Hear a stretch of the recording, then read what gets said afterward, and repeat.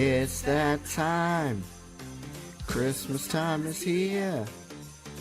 Everybody knows there's not a better time of year. Hear that sleigh. Santa's on his way. Hip hip hooray for Christmas vacation.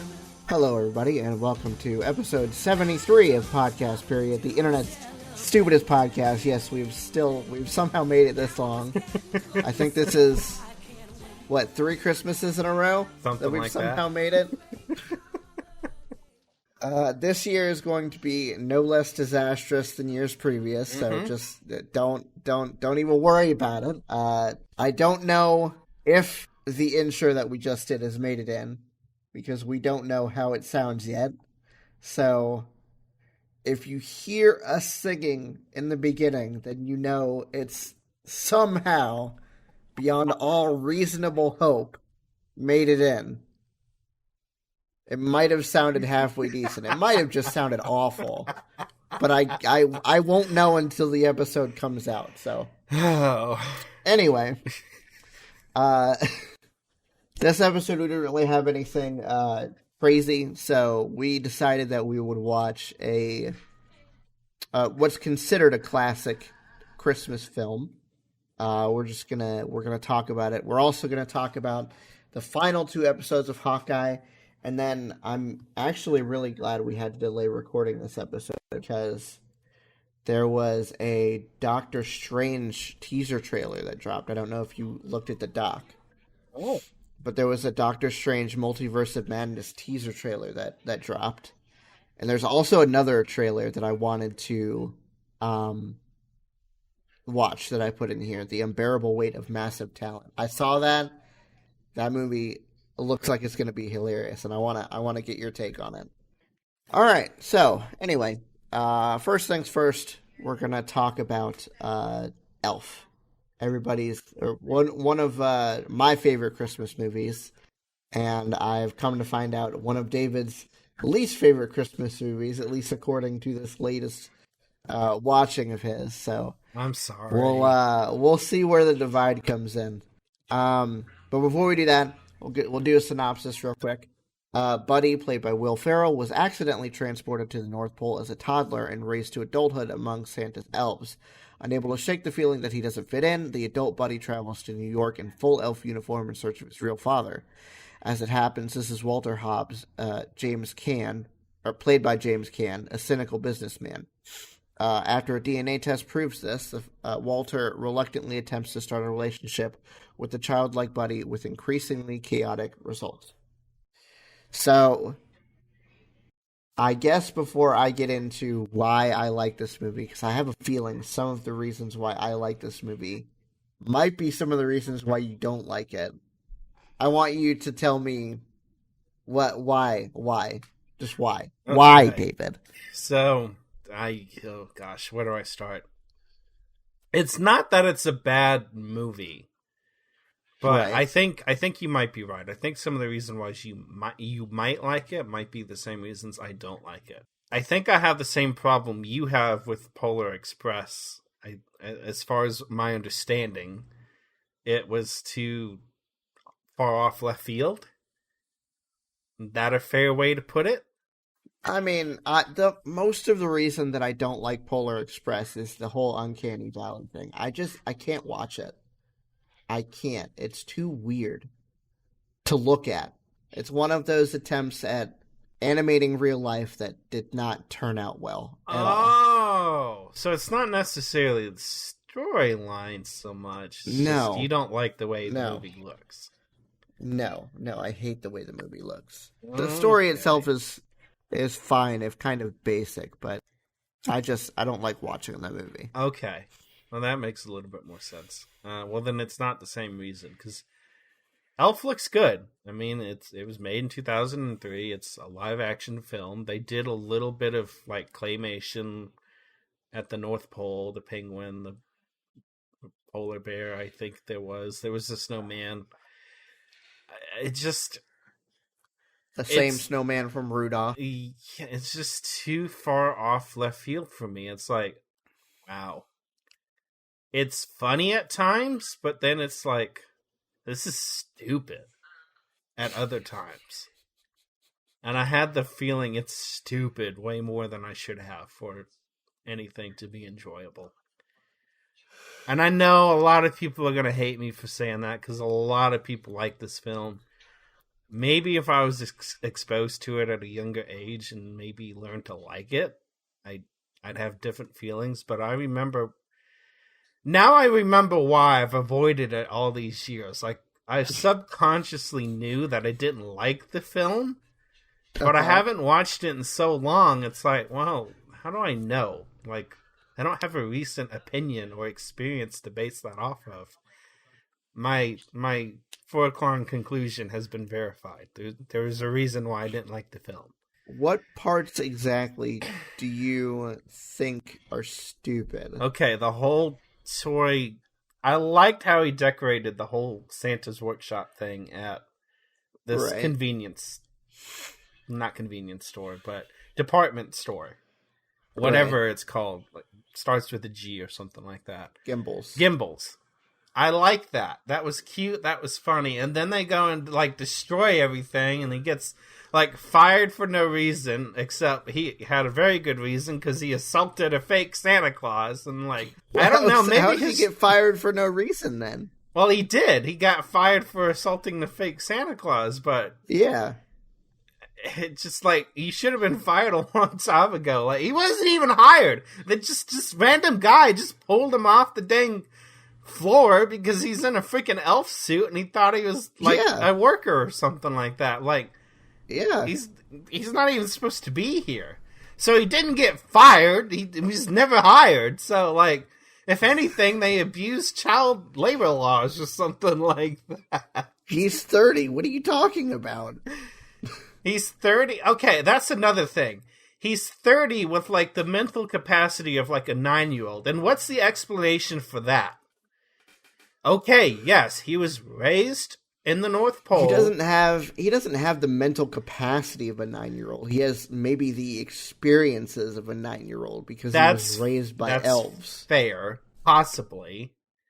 But, like, come on, he's got to have some, like, higher functioning thoughts as far as his creativity goes. Like, yeah, sure he does. He's creative. How do you build an entire skyscraper of New York City out of Legos if you're not creative? That's well within the means of a child, though. We're talking about a 30-year-old man here.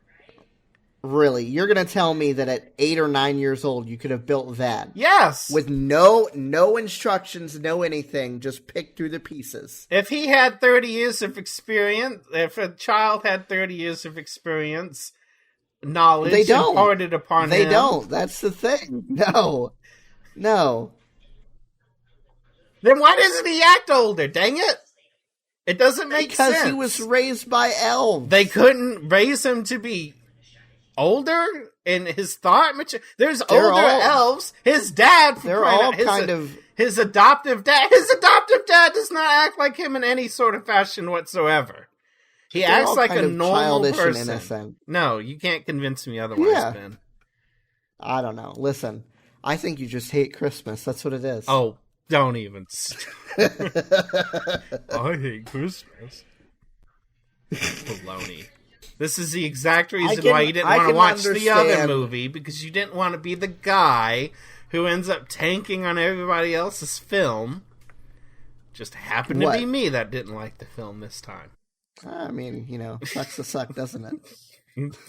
He's okay with making me public enemy number one, but he won't take the rat himself. Okay. That's right. Uh-huh. I see how That's how it is. Uh-huh. And, Santa's magic.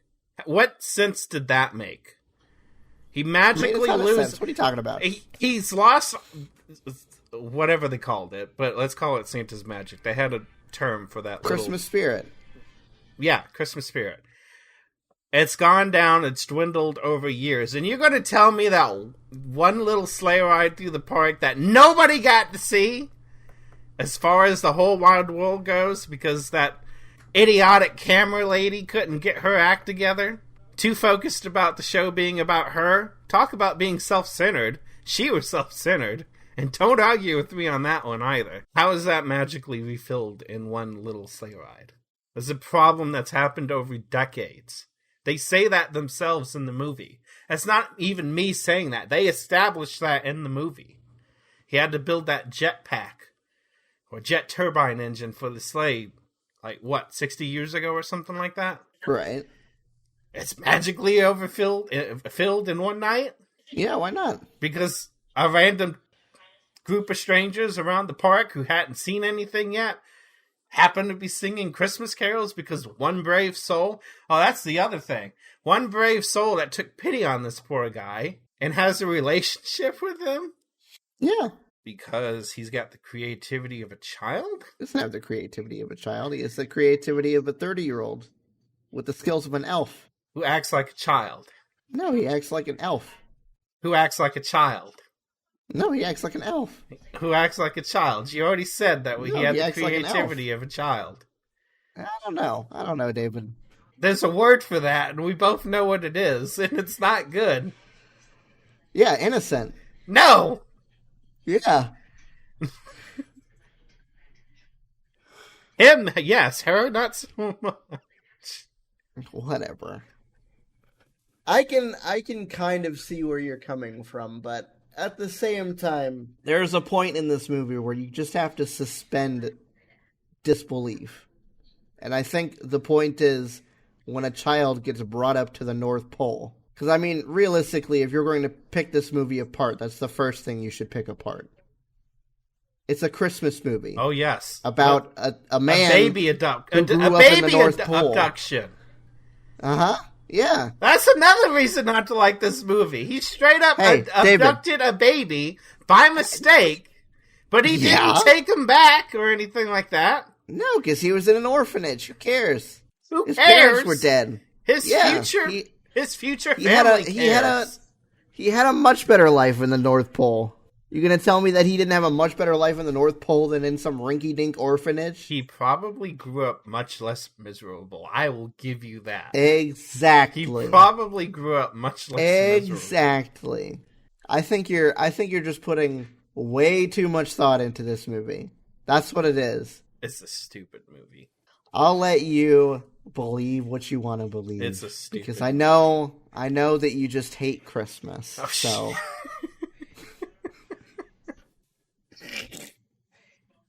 give me the Grinch. Give me Scrooge. Oh, that's what you are right now. Yeah, which one? Scrunch or Grooge? Scrunch or Grooge? You're Grooge, yeah. Oh my gosh. What is a Grooge? Huh. Is he a cheap Grinch? A penny pinching Grinch? Or is he just a green Scrooge? He would have to be a green Scrooge. He'd have to be a green Scrooge. Okay. I'll buy that. Nobody else will buy that. Especially him if he's penny pinching. Anyway, so... Okay, why do you like it?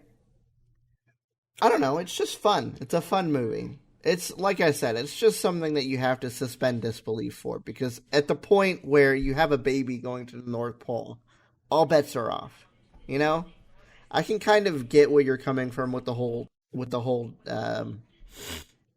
like, childlike thing, I guess, but, I mean, he wasn't raised around people, so he doesn't know how to act around people. He only knows how to act around elves.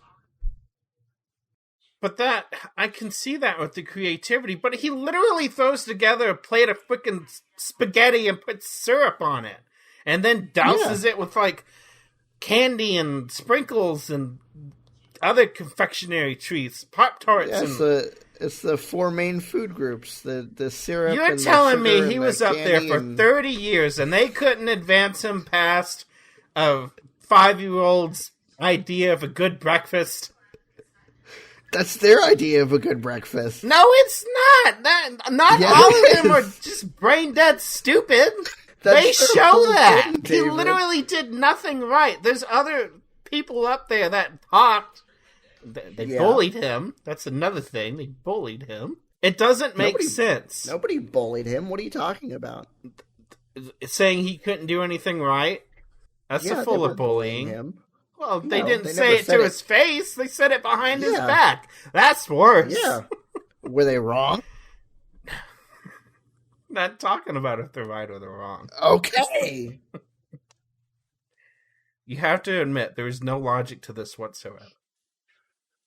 I didn't say there was any logic to it. What's the logic of having a 30-year-old man live up in the North Pole with elves? He was brought that don't there. exist. That, mind you, don't exist in real life, David. I hate to break it to you. I know this might be shattering your image of Christmas. Okay. Oh, talk Santa about somebody. Claus. Santa Claus isn't real. Oh, there is no jolly green giant. There's no jolly man in a red fat suit, okay? Going around flying reindeer in one night, bringing presents to all the children of the world, okay? Trust me, I know. I'm buying presents for my children. You're buying presents for your children. I'm buying presents for your dang children. Tell me about who's buying presents for your children. So, that being said... Talk about somebody who doesn't believe in Christmas. Oh, whatever. That being said, all of your points are moot. It's a stupid movie. I don't know what they could have done to make it more fun. Maybe it's the way it's spread out. Maybe there's not enough humor in it. They tried at times. It's just all over the place. I don't know. Anyways. Okay, so out of 5 elf hats, what are you gonna give this movie? Elf hats, really? Yeah. What would you say? Out of all the things that are in this, okay, fine. Out of 5 syrup-covered spaghetti plates, there we go. That's unique to this movie. Thank you. What are you going to give this movie? It's a 3. I mean, that's fair. That's fair. I think I would give this more like a 4.25. But okay, I'll buy that. I didn't say it's a terrible movie. I said it's a stupid movie. You're a stupid movie. Okay. Anyway. Ben. Okay. I listened to, or I heard this a week ago or something, right after we listened to, or right after we recorded our last episode, and I wanted, this is apparently not a real thing, but it's still funny anyway. I want to get your reaction. I know where this is going. I didn't even get to read I didn't even read the title. I just clicked play, and as soon as I heard the music, I was like, "Oh, here we go." I said, you know I like to eat 11 days a week. Wings and pizza, stuff that crust with extra cheese. Yeah, we feasting on some wings and pizza. I'm so hungry, I can't stop. Bring that wings and pizza. Give me all the ranch you got for that wings and pizza. Pizza Hut is a piece of art. Extra large, click, add to cart. Eat Parmesan right off the plate. Red pepper flakes got me sweating hard. Wings so hot, making me cry. Dabba the Reaper, I wanna die. Lemon and pepper, all of my fries. I paid in cash, my car was declined. Bake that bun, watching it rise. Bigger the cake, the bigger the thighs. I'm gonna bounce these Big Mac buns right in the back of my yard. I'ma scream for ice cream out in public, make a scene. I got cookbooks, but I don't read. Better believe I know how to eat. Combo, copy it, pepperoni. Too good. If only it was real. Card was declared. I'm not sure how we're going to feature this, but this is a WAP parody. Oh, it's going in the episode. I thought it was an actual Kids Bop thing, and I wish to God it was, but it's just a parody that somebody made. Either way, it is hilarious. Oh, man. How much of that song have you actually heard? More than I care to ever listen to. Like by accident or like on the regular? No, I don't. I think I may have tried listening to it once, and then I quit probably about a quarter of the way through the song. That cringy? I was like, what's so fascinating about this song? Nothing. It was awful. The worst song, one of the worst things I've ever heard in my life. It's terrible. It's so funny, though. That's why I listen to it, just because of how bad it is. It allows me to appreciate the more eclectic and finer sounds of music that I to listen to. Is that what you're going to go with? Is that what you're going to go with? It brings the bar down for everything else to overachieve. Just puts everything else on a higher pedestal. Pure divine music. Anything would sound divine compared to that. No problem. I don't know how that ever made it out, to be honest. God only knows. Okay. Shall we move on to Hawkeye? Let's. All right.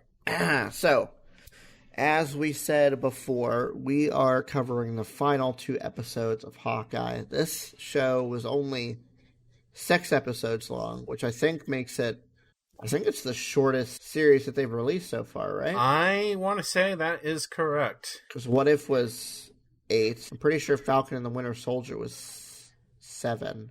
And then I think WandaVision was 8 as well. I couldn't believe it was only going to be 6 episodes. I mean, if you didn't know that before you watched it, you definitely know that after. Because if that's not an ending to end all endings, I don't know what is. Yeah. Like, that was one of the cleanest, I think, cinched off in a bow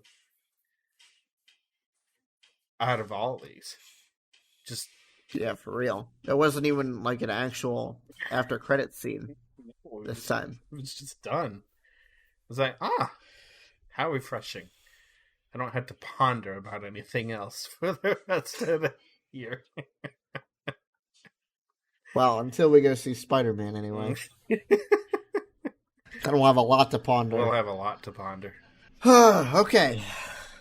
So, episode 5, Ronin. In 2018, Belova and fellow Black Widow Sonya visit a woman named Annie who has been helping deprogram Black Widows. While there, Belova becomes a victim of the blip. In the present, Bishop returns to Eleanor's house and tells her about Duquesne's shell corporation leading Eleanor to call the NYPD and have him arrested. Bishop returns to her apartment where she finds Belova waiting for her before the latter reveals her past and mission to kill Barton. Meanwhile, after recovering at Girl's apartment, Barton dons the Ronin suit and confronts Lopez at the auto shop where he killed her father.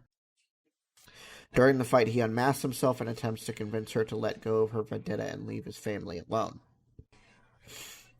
He reveals that an informant working for Lopez's boss wanted her father dead, but Lopez initially disbelieves him. Bishop arrives to help Barton escape, while Lopez becomes suspicious of Kazi, who was absent on the night of her father's death. The next day, Belova texts Bishop, revealing that she was hired by Eleanor to kill Barton, and that Eleanor was working with Lopez's uncle, whom Barton identifies as Kingpin. So, 2 things about this episode that I thought were cool. First thing, well, 2 you already know about both of them, but the first thing that I wanted to bring up was the super cool special effect that they did when Belova becomes a victim of the blip. She splashes her face. In the middle of splashing her face, she gets dusted, and then she comes back together and the room starts transforming around her. That is one of the cleanest, one of the coolest special effects that I think I have seen in a Marvel anything so far. That's like the perfect representation of a person's experience of like them going through the blip, basically, because they don't know what the heck happened. They're just gone 1 second and back the next, basically, for them. So I thought that was a really cool way to illustrate the passage of time between being dusted and then being reformed. And then second thing, Kingpin. I think everybody who's in the know kind of figured this is where this was going. Kingpin was going to be introduced eventually. I am glad that they kept Vincent D'Onofrio as Kingpin because he did such a good job in the Daredevil Netflix show. I don't think anybody else could have done it. What about you?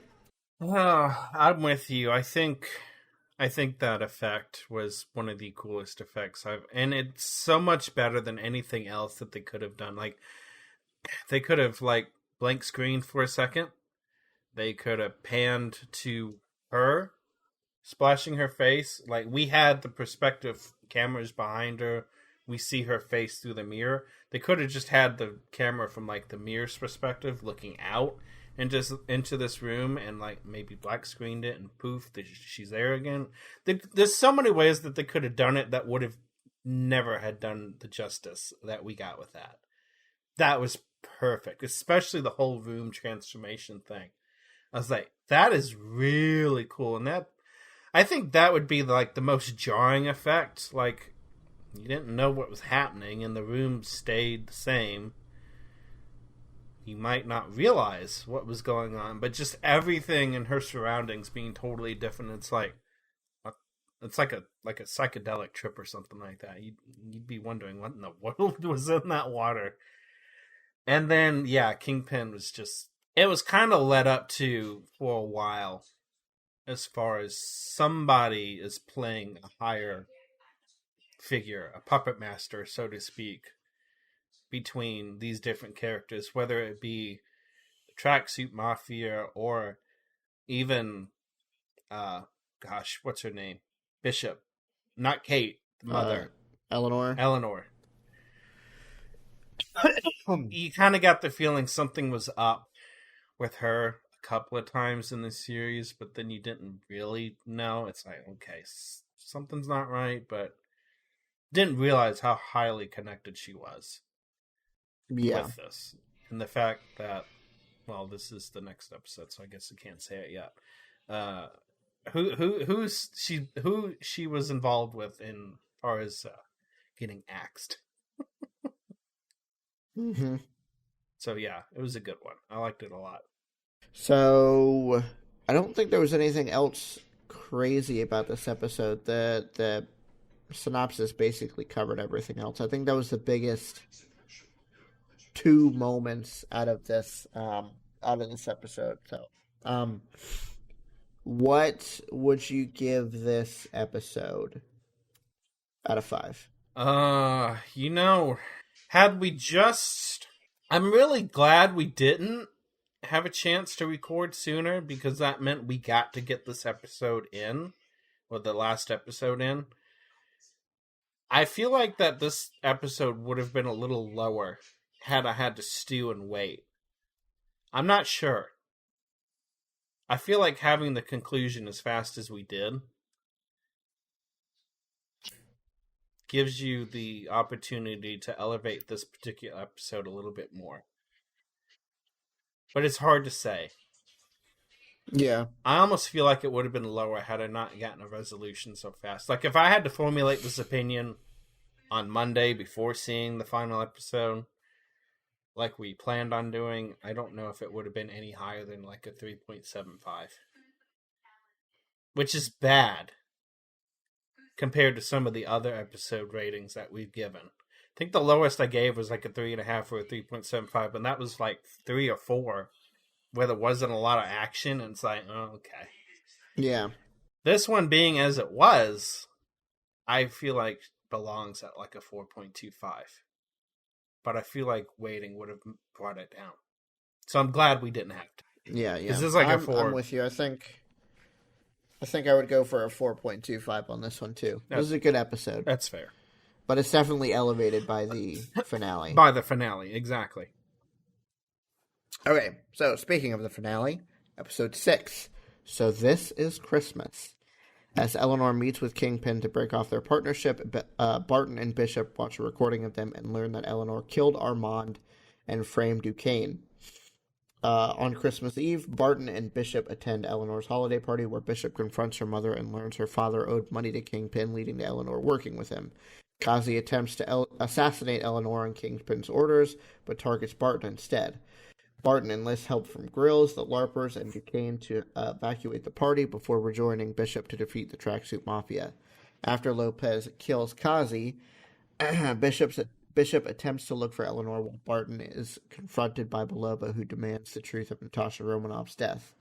They fight, but he eventually reminds her of his close friendship with Natasha and her sacrifice to save the universe. Belova decides to walk away after sparing him. Kingpin tries to stop Eleanor from escaping, but Bishop arrives and incapacitates him with Barton's trick arrows. Afterwards, Eleanor is arrested by the police for Armand's murder. Kingpin escapes, but is confronted by Lopez. The next day, Barton returns to his family with Bishop, returns the watch to Laura, and burns the Ronin suit. So 2 things that stand out to me in this episode. 1, the confrontation between Lopez and Kingpin. Yes, I don't like how the synopsis. I don't like how the synopsis left it. He escapes, but then is confronted. It's like, no, there is no confrontation going on. That man is dead. Or I don't. Listen, or it could be. I am going to go with. We heard a gunshot. We don't know what happened. Because that man was shot in the chest with an arrow. I was hoping you'd give pulls it out. Devil's advocate on that. Pulls it out. Good job, Ben. Good job. The way that they deliberately pulled away from that shot gives me the feeling that he is still alive. Or it wasn't him that got the gun pulled on him. I mean, he had a gun pointed at him when she was there. Whether or not she actually, she probably shot him. Whether or not the shot actually did anything is a different story. Because I feel like I don't think Kingpin has any actual superpowers as far as I know in the comics or anything. He's just something's strong. Not right though, because that arrow should have blown him up. Like, that was funny to watch. He gets sent flying from, I don't know what arrow it was. It may have been one of the ones that he created, that Clint created with Bishop with one of Stark's gadgets. I'm not entirely sure. The whole special arrows scene was hilarious. All the different things that happened. The tiny truck gets taken off by a hawk. I'm like, oh, well, I guess we don't have to ask Scott about what's going to happen next now. Like, all of that was just gold. It was pure gold. I loved it. Okay, so according to Wikipedia, this isn't specifically the Marvel MCU universe version of him. This is like comics, but yeah. While Kingpin has no superhuman powers, he is incredibly strong and significantly more durable than the average human, possessing remarkable strength concealed by his extremely corpulent appearance, which I assume is that, he looks fat. Yeah. Most of his body mass is actually muscle that has been built to extraordinary size, much like a super heavyweight sumo wrestler or some Olympic weightlifters and powerlifters, but at greater strength levels. He has been shown strong enough to hurl large men across a room, which we saw, and leave imprints in concrete walls after punching them. Defying his size, the Kingpin is a master of many forms of armed and unarmed combat, especially sumo wrestling. It also says here that he typically wears Kevlar armor under his clothing. So that would explain the arrows. Mm-hmm. And that's also not going to hold well for a gunshot. Exactly. Unless we're going for, a headshot. But we've seen a lot of Marvel heroes make that mistake before, so. Mm-hmm. That's right. It's perfectly. Yeah. See, that's why I don't like the way that they left that shot, because I feel like it leaves it way too open to interpretation. But at the same time, I don't think they would have brought Vincent D'Onofrio back for maybe 15, 20 minutes of screen time in one episode of an MCU movie. Yeah, and that's it. So I don't know. We'll have to see. Happen, I hope. Whether or not he's going to come back and make an appearance on anything else, it remains to be seen. But who knows? Who knows? Got my fingers crossed on that one. And then the whole watch thing, I thought it was pretty interesting that it was actually Laura's watch and not Clint's. Oh, whose did you think it was going to be? I figured it was going to be Clint's. I don't know. I loved how that tied together your previous theory that she may have somehow been involved with S.H.I.E.L.D. or something along the lines. It makes all sense, of the connections that she had. The fact that she knows things, she can find information. Clearly, the girl's got some skill. No, I totally expected the watch to be hers. Okay, I think that's pretty much this entire final episode. The only problem that I have with this final episode is the confrontation between Belova and Clint. That whole ending with the whistle just kind of feels forced. I get that it would be extremely hard, if not impossible, to convince her of what actually happened, that, they fought to be the ones to throw themselves off this cliff to get this incredibly powerful stone that technically no longer exists. But the whole whistle thing just seems like a little bit of a cop-out to me. I don't know. I don't know of a different way that they could have resolved that. But I also know that the way that they did resolve that just didn't... I don't know. It didn't really make a whole lot of sense to me, I guess. The only thing that I guess it served to prove was how deep the relationship actually had gone. At least as far as Natasha and Clint. Yeah, I guess, yeah. You can't really... I mean, yes, you can. There's people that backstab people all the time, but it'd be really hard to expect that somebody who's apparently been shared enough information, they've gotten that deep of a connection with each other, and then believe that they're going to kill them. Murder them. Right. I wish there was something else that they could have done to explain what had happened. I don't know. I'm like you. I don't know what. I get the whistle. I'm kind of with you, but at the same time, I don't have a better explanation on how to. There was the only way that was going to get resolved is one of them is going to be dead. B, she was going to realize that she has the wrong idea of what happened.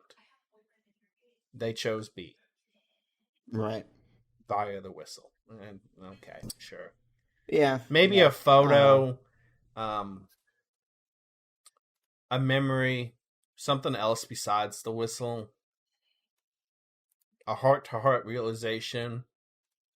They fight really, really hard. He gets her in a position where he could have killed her, and he doesn't. And he uses that to try to explain, okay, I don't want to hurt you. This is what happened. Or would you just shut up and listen? Something like that could have worked. Maybe. Like a forced uncle situation. I surrender. I don't know. I don't know a better way to do it. Yeah. Yeah, that's the only thing. I would have more of an issue with it if I could think of a better way to do it, but I can't. So, yeah, I guess the whistle is like the next best thing, The forced surrender is the only other idea I can think of, and yeah, somehow I don't think he has it. I mean, he's been through a lot in the last few episodes. He's been in a lot of trouble the last week of Christmas. He's been stuck in a tree, for crying out loud. Like, this man doesn't have a lot left in him. Like, he's been taken through the ringer, so yeah, I'm not convinced that he could have overpowered her and subdued her either. So yeah. All right, so what would you give this this last episode? Oh gosh, it's damn near a 5. I don't know if I can give it a 5. 4.75. Let's call it that. I'll go for like a 4.5 on this one. I think I liked it a lot. And then the series overall, what do you think? 4.5. Me too. Yeah. Do you like this better than all the other ones, or you still think? I still think Loki is probably my top, but this is like a really close second. Okay, so I look back. WandaVision and What If both have 9. Everything else has actually had 6. So it's not the shortest. They're actually keeping it pretty. Loki was only 6. Loki really? and Falcon and the Winter Soldier were both 6 episodes. Wow. WandaVision turned out to be 9, and so was What If. So, and it's about the same length. Not knowing where, I don't think this is going to get any kind of continuation. Doesn't feel like it. Maybe there's an arc that they can continue with. I'm not sure. I don't see anything possible for WandaVision at this point. Falcon and the Winter Soldier has potential. Loki's almost guaranteed at this point. But not knowing where everything goes. If Loki doesn't get a season 2, then... Yeah, exactly. It's hard to put this one above or below Loki. I would put this above Falcon and the Winter Soldier, even though I like that one a lot.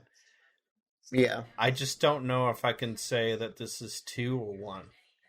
Like, it's hard fought between Loki and Hawkeye for that number 1 spot. I think Loki is still going to be my number 1 for this, and I do still really enjoy Falcon and the Winter Soldier, but I think overall I enjoyed Hawkeye more. This was a really, really well put together series as far as all of the ones up until this point have been concerned. It's been the least complained about, for sure. Yeah, for real. From us, anyways. I think Loki was kind of confusing at first, but as it pulled together, it got way, way, way, way, way better. Which probably is why it's still my number 1. But this, as an overall, like, front to back, start to finish, I don't have really any complaints with it, except like the minor whistle thing, but like, whatever, you know? But you're still leaving it at 2? Yeah, I still have to leave it at 2. Okay. So, sounds like me and you are switched on 1 and 2. I don't know if I can say that this is 1. Let's just call it a tie between those 2. 3, I'm guessing, for both of us, is then going to be probably Falcon and the Winter Soldier? Yeah. My list would be Loki, Hawkeye, Falcon and the Winter Soldier, WandaVision, What If. Okay. Same. Except for the fact that I can't decide between Loki and Hawkeye right now. Which is fair. What If is definitely at the bottom. WandaVision, even though it was the first, it slid compared to the ones that we've watched subsequently. Yeah. I feel like Falcon's like dead middle out of all this stuff. Like, it wasn't the best, but it's definitely not the worst we've seen. So it's tracking solidly in the middle. I feel like WandaVision, comparatively to all the other ones, even though we've kind of complained about how short all of the other series are, WandaVision now kind of feels like it outstayed its welcome a little bit. Like, I think it got too long for its own good. I think the first 2 episodes is unnecessary. I think that could have been combined into 1. Yeah, that's There's fair. some things that happened that didn't really set up where this was going, and it got a little long in the tooth. And then there's probably 1 or 2 episodes in the middle that also probably could have been combined in somewhere, and maybe they probably could have gotten that into 7 episodes easily. Yeah. It yeah, may I have would been a say. stretch to do 6. I understand What If being longer because it was supposed to be different scenarios that didn't necessarily play one into the next. It was just asking the question a couple of different times. I easily could have done without a couple of those episodes, but zombies. Okay, so let's move on to the final section of the show. We've got 4 trailers. First one up, the new teaser for Doctor Strange in the Multiverse of Madness. Don't cast that spell. It's too dangerous. Why? We tampered with the stability of space-time. The multiverse is a concept about which we know frighteningly little. Your desecration of reality will not go unpunished.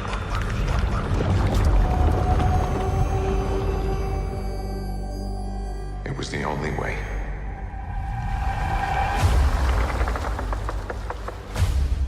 But I never meant for any of this to happen. Wanda. I knew sooner or later you'd show up.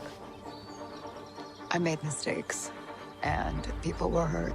I'm not here to talk about Westview. Then what are you here for? I need your help. With what? What do you know about the multiverse? I'm sorry, Stephen. I hope you understand. The greatest threat to our universe is you. Things just got out of hand. So, not only are we finally getting Baron Mordo back from the first Doctor Strange movie, we're also getting Strange Supreme from What If and Wanda. And Wanda. Wow. Oof. That's... I was kind of expecting Wanda in this. I was not expecting Strange Supreme. No, not at all. We could have predicted Wanda, and as soon as they had... Even before we got into the official teaser trailer, they had like a little glimpse of things happening. I saw her hand. I was like, okay, well, we know she's in this. Yeah. And then they actually roll into the actual trailer where she's fully into it. And I'm like, okay. That might elevate WandaVision in my head a little bit, maybe, depending on what the consequences are. But then we got, and I kind of thought it was him at first, like, we see the dragon deal, and I'm like, it's a little sus. And then we get the line, the greatest threat to this universe, and I knew they were going to say, is you. Is you. Called that. And then we see Strange Supreme. It's like, okay, that's confirmed. But this is weird. Like, maybe What If is going to play bigger than we thought. I don't know. I mean, it could be that they used What If to just introduce the concept of Strange Supreme, and that way at least we have a footing. Right, and we're never going to see anything else come out of it. Although I think they're doing a Marvel Zombies thing, so I guess we'll see how that goes. Maybe we'll both hate that. That'll be... Anyway, I'm interested to see where this goes, because obviously this is like a consequence, at least it seems, of him doing that whole spell for Peter in No Way Home. So not only does it have consequences for Spider-Man, which we don't know the results of yet because we haven't seen the movie, but we will. Have you seen anything? I've been avoiding spoilers like the plague. So lucky that nobody's creeped. There's been this one guy on TikTok that went to like the premiere that I watched. I've been watching all of his videos because he does a lot of like Marvel theories and stuff, and it's really interesting. But all he has been talking about after going to that stupid premiere is the movie. So I've had to skip every video. Shut up, dude. We made a pact. The whole freaking Marvel fan base made a pact. No spoilers, dang it. Don't do it. Don't do it. And of You course, gotta at we're least going wait to. until it's out of the theaters. Yes, please. Or just don't listen man. to anything, which is really hard. Like, you could just be scrolling by and boom. There it is. Like, no! Don't. I still haven't gotten any confirmation whether the other two Spider-Men are in it or anything. I've seen things I that don't suggest. I don't know. Neither do I. I don't want to know. Don't. I don't want to know until I see the movie. Yes. Will I be disappointed? Probably. Maybe. I don't know. But at least I'll be disappointed in the movie and not before I go see the movie. And then we'll have a shoulder to cry on. That's right. Or vice versa, because Peter got dusted, I got pretty emotional in that movie. So I have seen the numbers for that movie, though. It's the second biggest opening. Oh, yeah. In the world, like, ever. And I think they said that it's, like, the highest rated Marvel movie ever released. So I wonder if I wonder if that's like the fan base rally.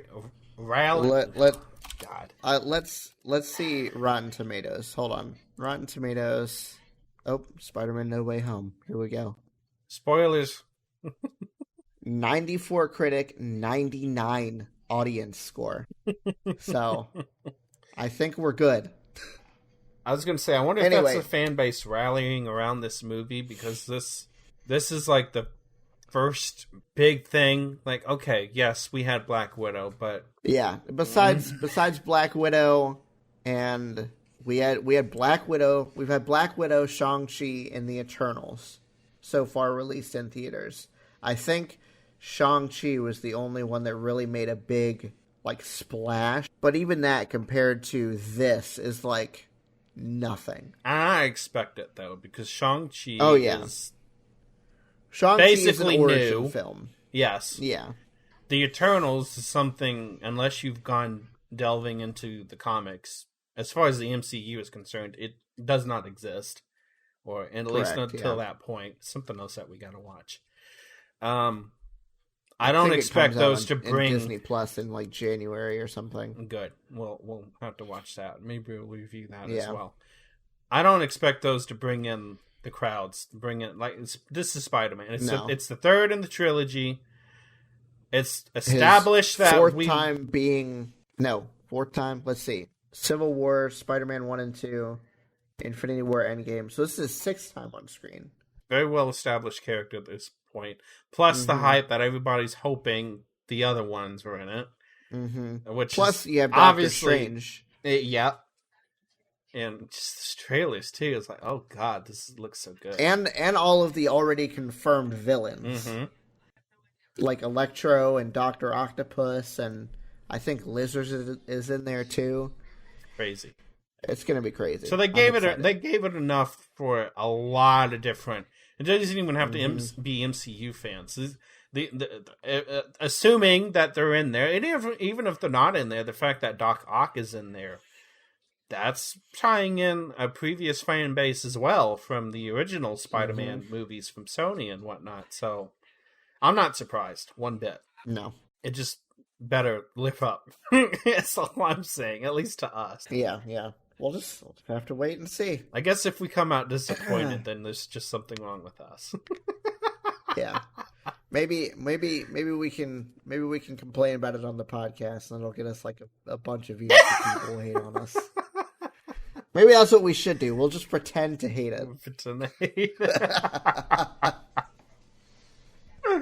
Oh Lord. Anyway, okay. So let's move on to our next trailer for The Northman. Now, behold.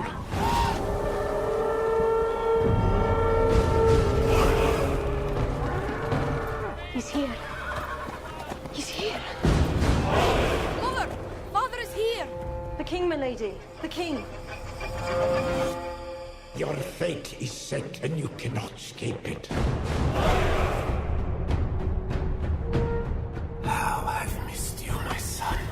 One day this kingdom will be yours. Thank you, Father. My king.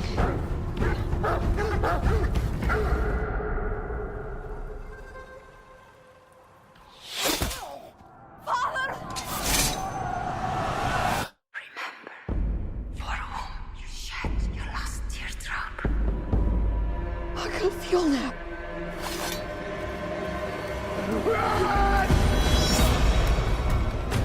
I will avenge you, Father! I will save you, Mother! I will kill you, Fiona! I will avenge you, Father. I will save you, Mother. I will kill you, Fiona.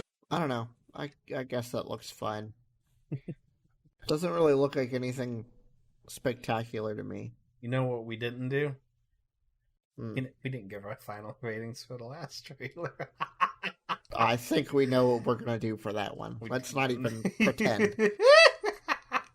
Unfortunately, I cannot say the same for this one. I don't even think I'd wait for a review, to be honest. Yeah, I would honestly have to say I'm going to pass on it. Like, the thing is, it has all the hallmarks of a movie that I should like. It looks like it's got decent action. It's got a revenge story. You know, I've seen plenty of movies like that. This trailer just did not inspire anything in me. Nope. Like, at all. Just looked like something like, yeah. I'm not going to care about. No. Yeah, so that adds another to, like, what, the 4 or 5 that we've ever said that we wouldn't see? Something like that. Yeah, it's a hard pass. Total opposite of Doctor Strange. Yeah, 100%. All right, let's move on to the next one, The Unbearable Weight of Massive Talent. Nick, you've been living at the Sunset Tower for over a year. They love having me there. You owe them $600,000. Okay, I'm gonna deal with all that. But I'm gonna get this next role. And when I do, all of that changes. Then I'm back. Not that you went anywhere. Nicolas Cage, oh my God, I love you. He was so good in The Rock. What about Gone in 60 Seconds? Have you seen Croods 2? No, I'm 44 years old. Why the fuck would I see Croods 2? I've seen Face Off and Con Air. We got another offer. What's it about? You head to southern Spain and you attend a wealthy gentleman's birthday party. I would never do that. It's $1 million, Nick. I'll take it. The guy that owns this house, what's his name? Javi. Look, if Javi wants me to fuck his wife or watch me watch him fuck his wife, that's a no-go. You understand? That's no bueno. I am Javi. Nick Cage. If the tagline for this movie doesn't perfectly describe the movie, I don't know what does. The most Nicolas Cage movie of all time. Oh my gosh. You know, that I is hilarious. saw that this was happening like a week or so ago. I didn't see the trailer for it, and I'm like, that sounds like that could be really interesting, but it also sounds like it could be really stupid. Like cringy. I think this plays into it the perfect amount. It's fictional enough that you can buy into it. Yep. But it's also just got that perfect amount of Nick Cage zaniness in it. Yep. That it doesn't really make a difference whether or not it's believable. You know? I would have to say I'd go see this in the theaters. I would. If given the opportunity. I would. 100%. This looks hilarious. 100%. This is definitely something that we'd go watch too. Like, ugh. Oh yeah. 100%. That was right. funny. Final trailer. The Bad Guys. Hey, you! Get over here. Oh, I know what it is. You're afraid because I'm the big bad wolf. The villain of every story. Duh. And this is the crew. Miss Tarantula, Mr. Shark, Mr. Piranha, Mr. Snake. Everyone copy. Copy. Copy. Copy. Copy. We're the bad guys. It's crime time, baby. Shark. We need a distraction. Do I get to improvise? Fine, please be subtle. I'm having a baby! Is there a doctor? Or perhaps several security guards that could leave their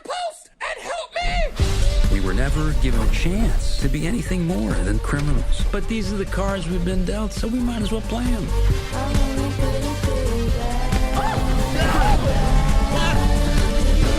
Here, let me help you. Are you okay, ma'am? Thank you, dear. You're such a good boy.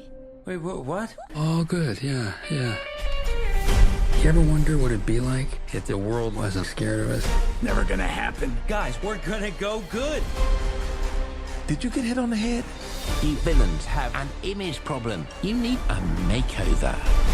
So criminal. Well, there goes our street cred. I don't know. I'd say this is pretty by the numbers. By the numbers. Pretty typical up DreamWorks deck of cards type deal. Yeah, pretty much, yeah. The only thing I would say that it has going for it is the animation. The animation is pretty interesting. It's got a mixture of traditional 3D animation, kind of stilted the way that Into the Spider-Verse has their animation, you know? It's got some action lines, but it's not necessarily 100% comic booky. No. So, I thought that was a pretty interesting choice, but besides that, it seems like a pretty by the numbers, like regular DreamWorks movie. So I don't know. It had some humorous parts to it in the trailer, at least. Yeah, but yeah, I almost can predict it now. They used all the funny lines in the trailer, and there isn't anything left for the dang movie. Yeah, because that's happened. I'd have to say probably wait for a review on this one. I agree. Anyway. That is going to be it for this very special Christmas episode, guys. Thank you so much for listening. Be sure to leave a rating on whatever podcasting platform you have to be listening on. Hit us up on Twitter if you want to talk about anything. And, if you're on YouTube, leave us a like, subscribe, hit the bell, all that good stuff. See you in the next episode. Bye-bye. Happy holidays, guys. You can feel the magic in the air.